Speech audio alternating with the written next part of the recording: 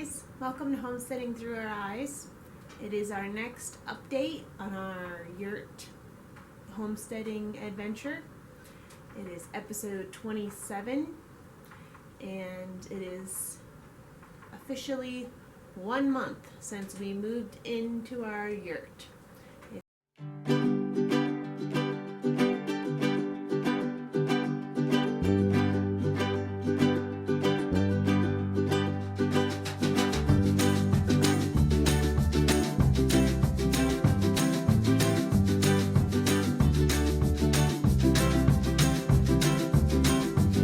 December 28th.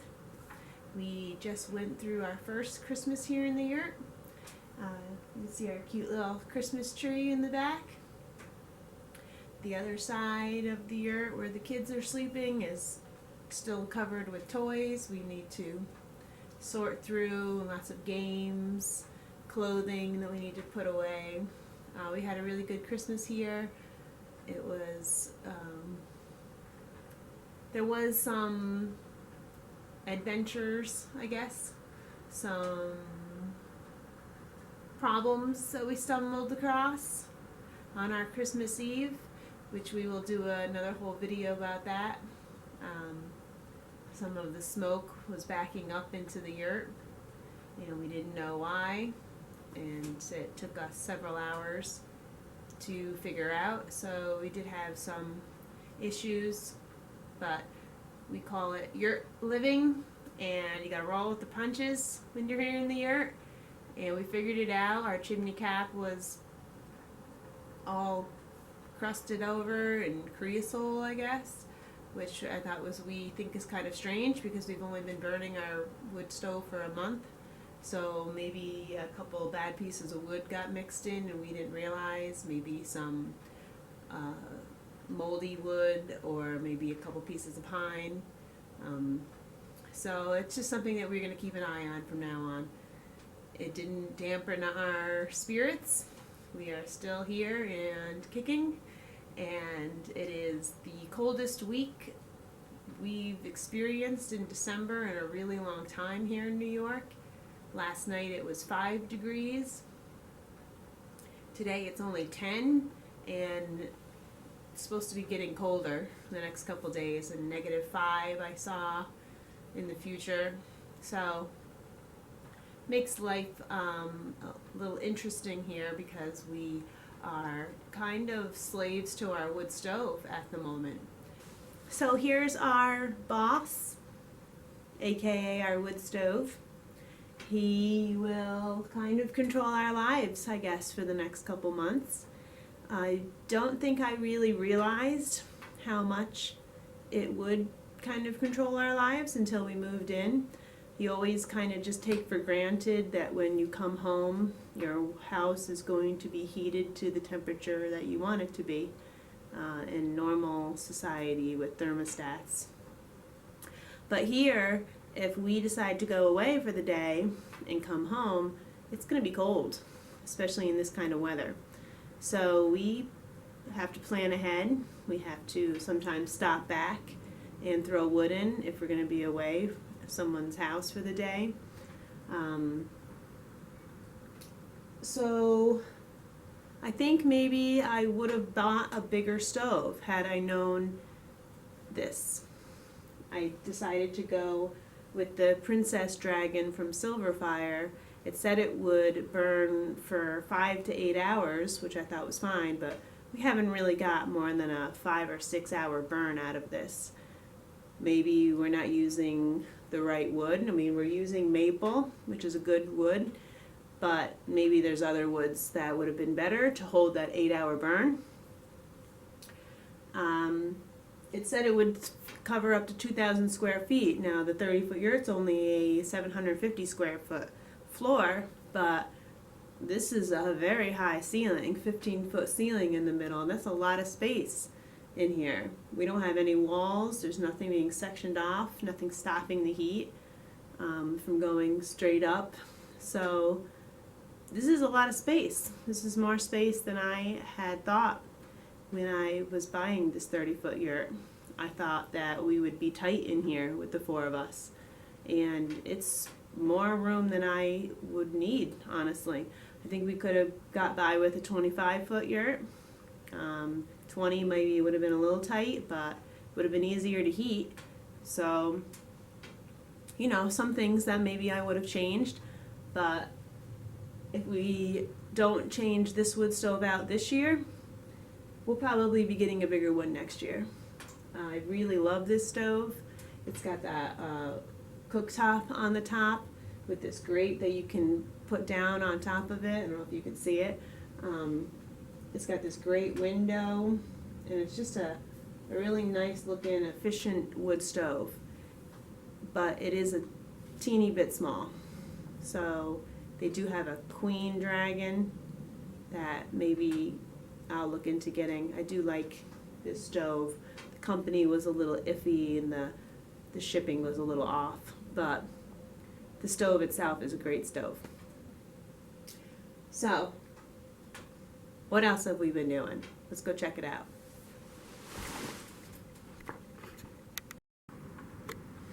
Well, you can see that we've been getting covered in snow.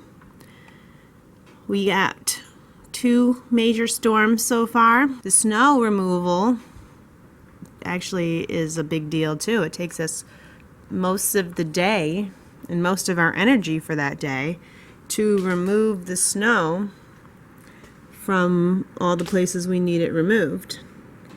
From our wood stack, to get the wood into the yurt, all our paths out the front door, our little makeshift deck, and then we have a very long path that we shovel to get down to the road.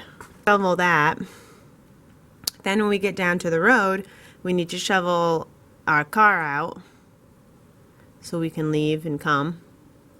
The car sits right next to the road pretty much, so that's not too big of a deal. But then we need to shovel a path to the water pump. Then we need to shovel a path to the chickens.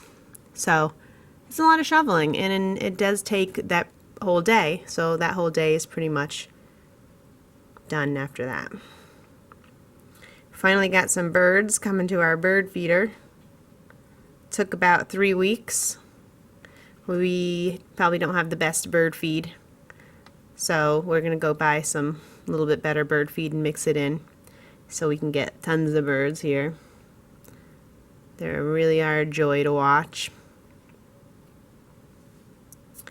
Our gazebo collapsed, as you can see behind that, with this heavy snow. You know, we should have took it down, but we were busy and we didn't. This one didn't collapse yet, so that's good. We'll try to keep up on that one. The 4-wheeler's underneath it, so we don't want to take it down. The yurt has no problem with this handling the snow. The heat from inside melts the snow right off the top, and not a problem at all. We also added 4 brand new large rugs,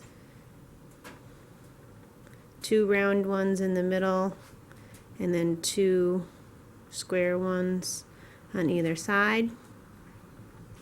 Makes it feel more homey in here, more comfortable, warmer on our feet. So that was a good addition. We need to dump out our humanure bucket and clean it out and bring it back in. Right now we're only working with 1 bucket.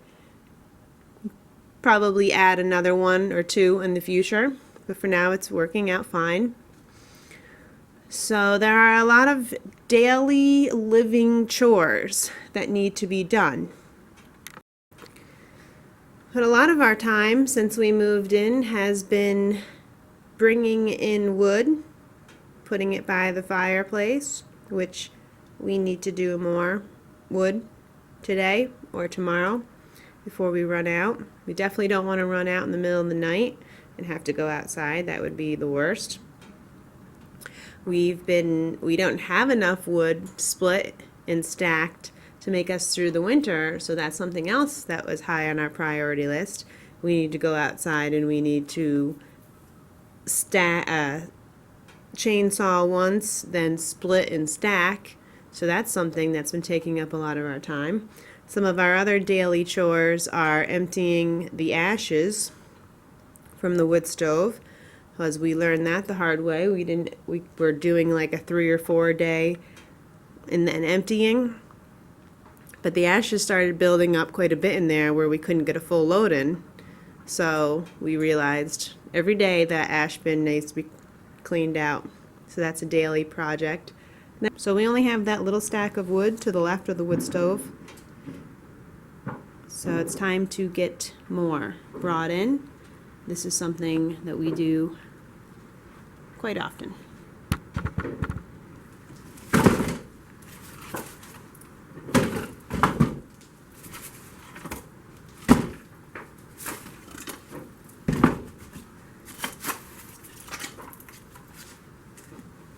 Small stuff in a different pile.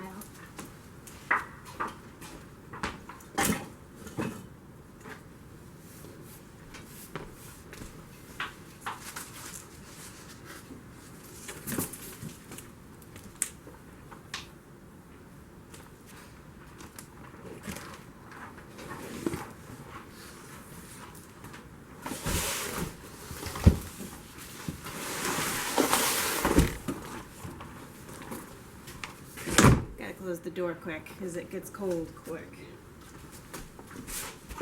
So I kind of thought when we finally moved here that we would have all this time to get all these projects done that I have on my mind to do, like get some running water figured out for the sink, gravity fed system, work on the deck, work on the toilet. We want to have a nice looking toilet, not what we have in there right now. And I just assumed that we would have all this time and that these projects would be getting done really quick. But it seems like all these things, all these chores, or just living, really, I like to call it, really that's what we have time for, is just to live. We have to be prepared. We have to make sure we have the wood. We have to make sure we have our manure bucket emptied out when it needs to be emptied out. We need to make sure we do the ashes, pumping water. I didn't mention that, but we need to go and pump water every couple days and bring it back up.